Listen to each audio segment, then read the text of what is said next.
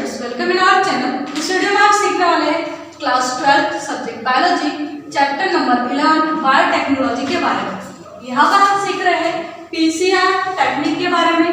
PCR जो reaction है इसका फुल फॉर्म है अपन पॉलीमरेज चेन रिएक्शन।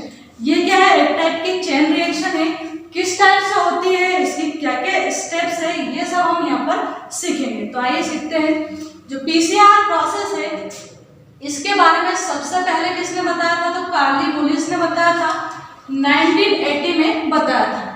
होती क्या है पीसीआर? तो इसमें एक जो डीएनए का स्ट्रैंड होता है उससे बहुत सारे डीएनए बनते हैं, यानी कि एक टाइप से यहाँ पर मल्टीप्लिकेशन होता है डीएनए का।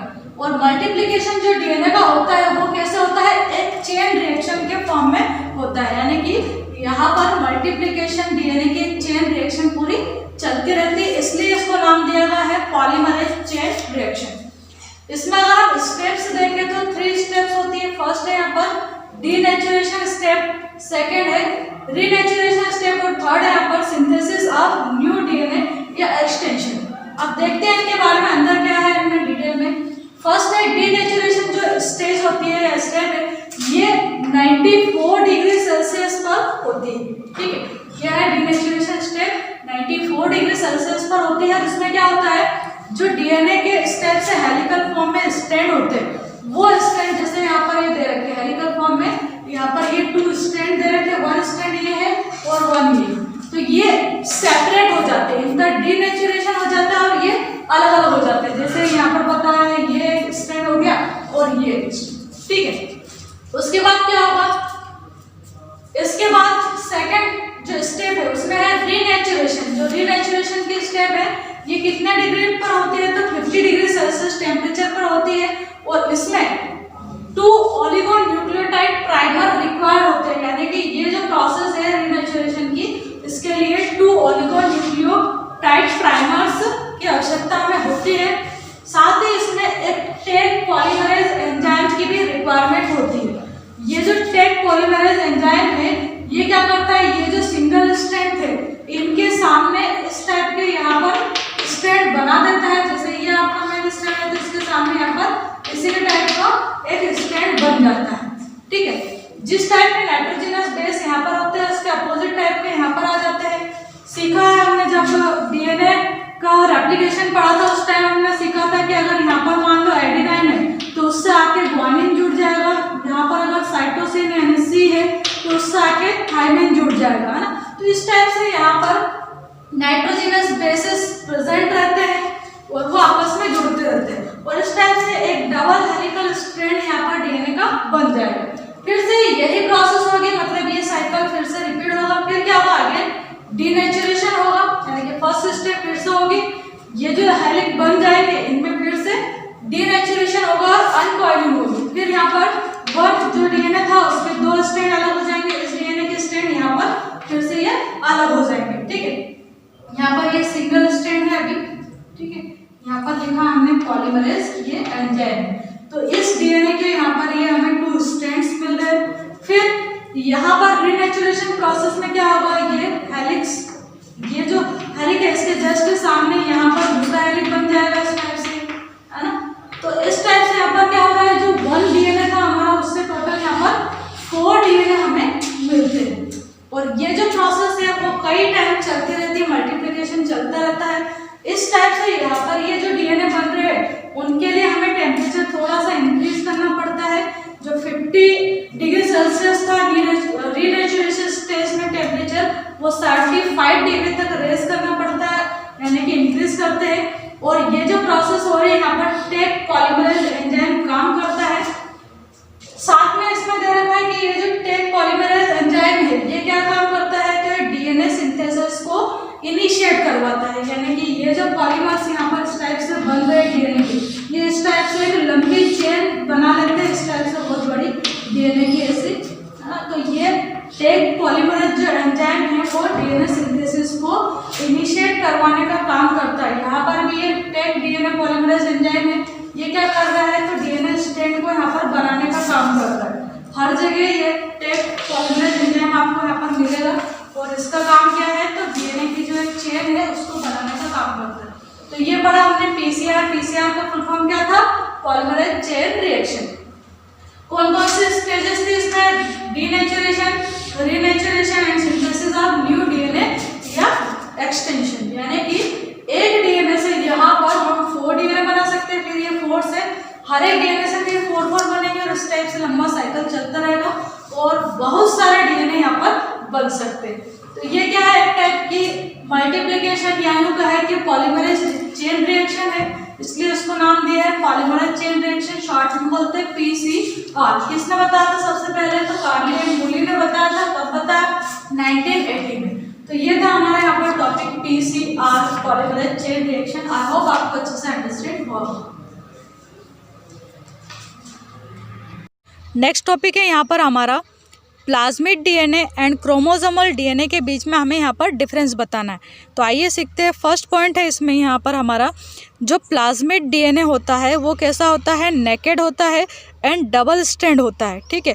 और साथ में कैसे शेप में होता है? ऐसे सर्कल के शेप में होता है और ऐसे डबल स्ट्रैंड उसमें रहते हैं। जबकि क्रोमोसोमल अगर हम डीएनए देखें तो इस टाइप से एक फ्री स्ट्रैंड के फॉर्म में इस टाइप से वो रहता है और इसमें भी डबल स्ट्रैंड रहते हैं बट एक लीनियर फॉर्म में रहता है ये डीएनए, ये ऐसे सर्कल के फॉर्म में नहीं रहता है, ठीक। सेकंड पॉइंट अगर देखें तो सेकंड पॉइंट में यहाँ पर बताया है it is associated with few proteins but contains RNA polymerase enzyme.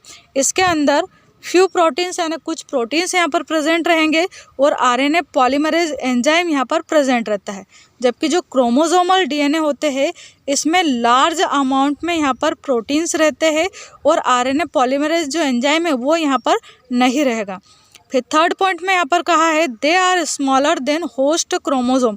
जिस क्रोमोसोम के अंदर ये रहते हैं उससे प्लाज्मिड जो है वो साइज़ में छोटा होता है, या यूँ कहे कि जिस भी सेल के अंदर प्रेजेंट होता है ये प्लाज्मिड उस सेल से ये काफ़ी छोटा होता है, साइज़ में स्मॉलर होता है। एंड कैन ईजिली सेपरेटेड, और इसको आप इजीली सेपरेट भी कर सकते हो उस सेल से या फिर डीएनए क्रोमोसोम से। जबकि क्रोमोसोमल जो डीएनए होता है this DNA exist in relaxed and super coiled form and provide a template for replication and transcription. यहाँ पर जो डीएनए का स्ट्रैंड होता है वो डबल हेलिकल फॉर्म में ऐसे सुपर कॉइल्ड होता है इस टाइप से, है ना। और साथ ही क्या कहा है कि ये रिलैक्स्ड होता है, यानी कि इस टाइप से कॉइल नहीं होता, और कॉइल नहीं होने के कारण इसमें किसी टाइप का स्ट्रेस नहीं पाया जाता, ये रिलैक्स फॉर्म में होता है, स्ट्रेस फ्री होता है। एंड ये एक टेम्पलेट प्रोवाइड करता है किसके लिए? रेप्लिकेशन एंड ट्रांसक्रिप्शन प्रोसेस के लिए। रेप्लिकेशन में क्या होता है? एक जो डीएनए होता है उससे 2 अलग अलग डीएनए यहाँ पर बन जाते हैं। तो एक जो डीएनए है उससे 2 डीएनए या 2 डीएनए यहाँ पर किस टाइप से बनते हैं? तो 1 डीएनए ऐसे ओपन होता है 2 स्ट्रैंड में और इनके सामने ऐसे दूसरे स्ट्रैंड्स यहाँ पर बन जाते हैं और फिर रेप्लिकेशन के थ्रू यहाँ पर 1 डीएनए से 2 डीएनए बनते हैं। तो रेप्लिकेशन प्रोसेस में जो 1 स्ट्रैंड ओपन होता है ना, वो स्ट्रैंड एक तरह से डीएनए टेम्पलेट की तरह काम करता है। तो यानी कि जो क्रोमोसोमल डीएनए में जो डीएनए का एक स्ट्रैंड होता है वो एक टेम्पलेट प्रोवाइड करता है रेप्लिकेशन एंड ट्रांसक्रिप्शन प्रोसेस के लिए। जबकि फोर्थ पॉइंट में यहाँ पर क्या बताया है? It has no free and.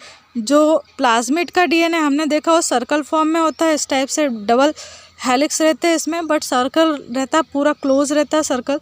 तो इसमें किसी भी टाइप से हमें यहाँ पर फ्री एंड नहीं मिलते।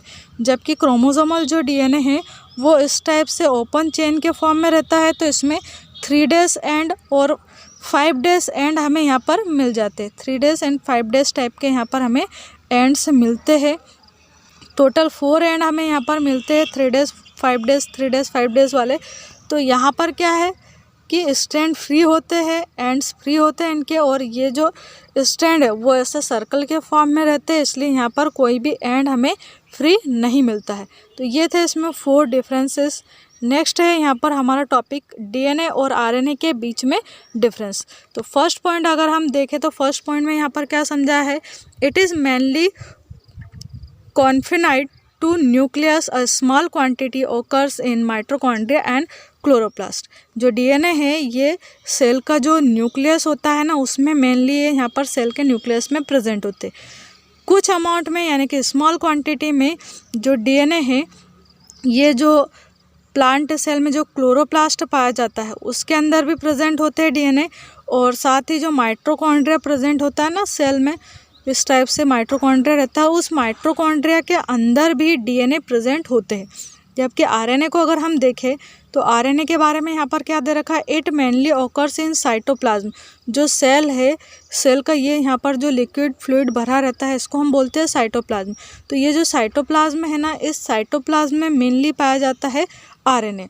बट स्मॉल क्वांटिटी में जो सेल का ये न्यूक्लियस होता है, यहाँ पर भी सिंगल स्ट्रैंड के फॉर्म में आरएनए स्मॉल क्वांटिटी में प्रेजेंट होता है। सेकेंड पॉइंट में यहाँ पर कहा है its quantity is constant in each cell of a species. हर एक सेल जो रहती है, हर एक एनिमल की जो स्पीसीज है उसमें एक फिक्स अमाउंट में, एक फिक्स क्वांटिटी में ये डीएनए प्रेजेंट होता है।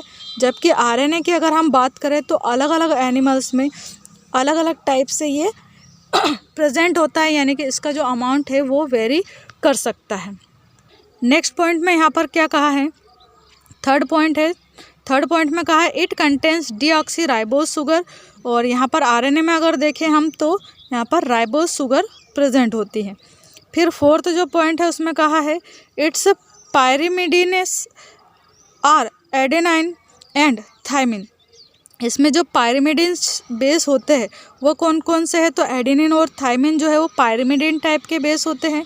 जबकि अगर आरएनए में पायरिमिडिन बेस देखें हम तो एडेनाइन और यूरासिल होता है, यानी कि यहाँ पर थायमिन के स्थान पर यूरासिल पाया जाता है आरएनए में, पायरिमिडिन जो बेसेस होते हैं उनमें। ठीक है, ऐसे ही फिफ्थ पॉइंट में कहा है the amount of adenine is equal to amount of thymine, यानी कि जो एडेनिन है उसका अमाउंट इक्वल होता है किसके, थायमिन के। Also the amount of cytosine equal to the amount of guanine, यानी साइटोसिन सी एंड जी बोलते हैं जिसको, ग्वानिन को जी से हम रिप्रेजेंट करते हैं, तो इनका अमाउंट भी लगभग इक्वल ही रहता है इसमें डीएनए में। जबकि हम आरएनए में अगर देखें तो आरएनए में क्या कहा है कि adenine and uracil are not necessary in equal amount. यहाँ पर एडेनिन और यूरासिल जो है उनका इक्वल अमाउंट में होना यहाँ पर आवश्यक नहीं है।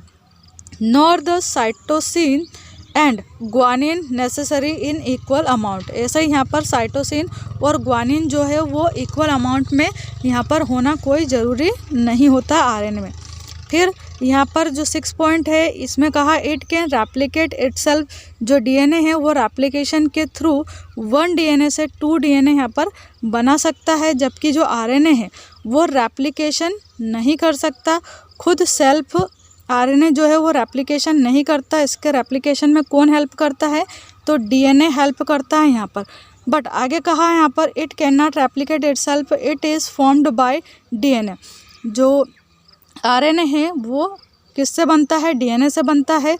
आरएनए कभी रेप्लिकेट नहीं करता है। बट यहाँ पर बताया कि जो सम वायरसेस है, कुछ ऐसे वायरस है जिनके अंदर जो आरएनए है ना वो रेप्लिकेशन कर सकता है, यानी कि जो आरएनए है वो भी एक टेम्पलेट प्रोवाइड कर सकता है दूसरा आरएनए बनाने के लिए।